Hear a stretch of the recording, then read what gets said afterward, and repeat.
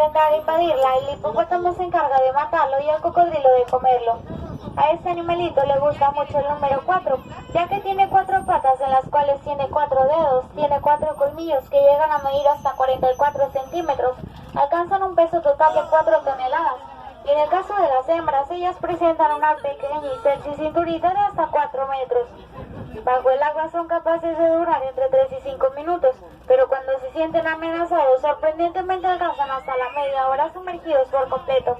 El apareamiento y el nacimiento se llevan a cabo bajo el agua, y a pesar de que son herbívoros, son uno de los principales causantes de las muertes humanas en África.